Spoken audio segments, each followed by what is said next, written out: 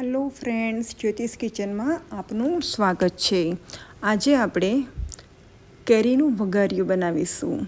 કેરીનું વઘારિયું બહુ જ સરસ લાગે છે સ્વાદમાં.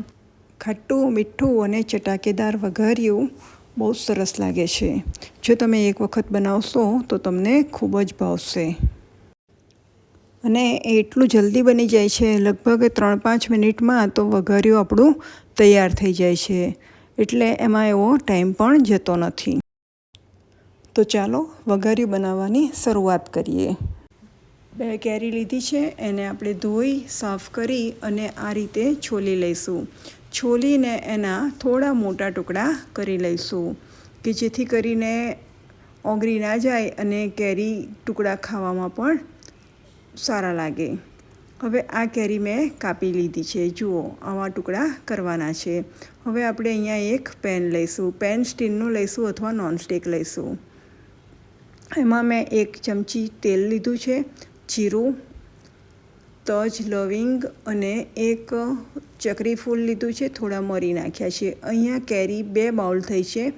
મને ખાટું ભાવે છે એટલે મેં અહીંયા 2 બાઉલની સામે 1 જ બાઉલ ગોળ લીધો છે, પણ જો તમારે મીઠું કરવું હોય તો 2 બાઉલ લેવાનો છે.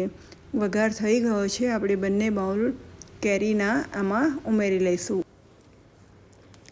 તેમાં સ્વાદ મુજબ મીઠું ઉમેરીશું અને આ રીતે સતત હલાવી અને 1 મિનિટ સુધી એને સાંતળીશું, જેથી કરીને મીઠું અને કેરીનું પાણી છૂટશે.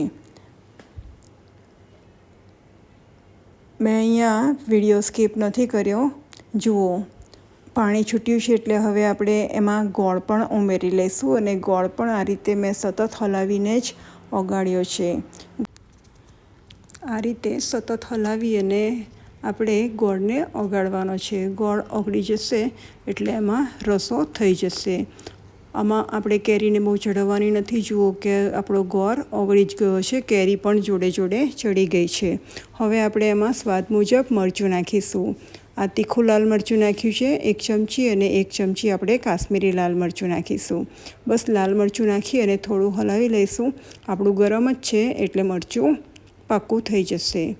આપણું વઘારિયું તૈયાર થઈ ગયું છે. બસ હવે ગેસની ફ્લેમ આપણે બંધ કરી દઈશું અને એક બાઉલમાં કાઢી લઈશું.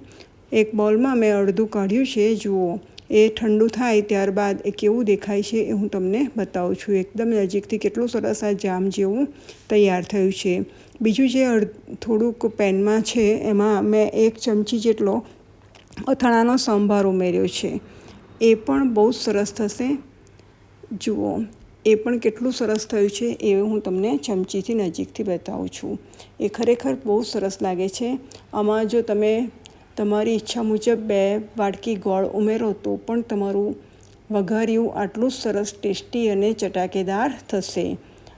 બંને બહુ સરસ લાગે છે. તમે એક વખત જરૂર બનાવજો અને મને કહેજો કે તમારું વઘારિયું કેવું બન્યું. ચલો, જોવા બદલ તમારો ખૂબ ખૂબ આભાર. Thank you for watching.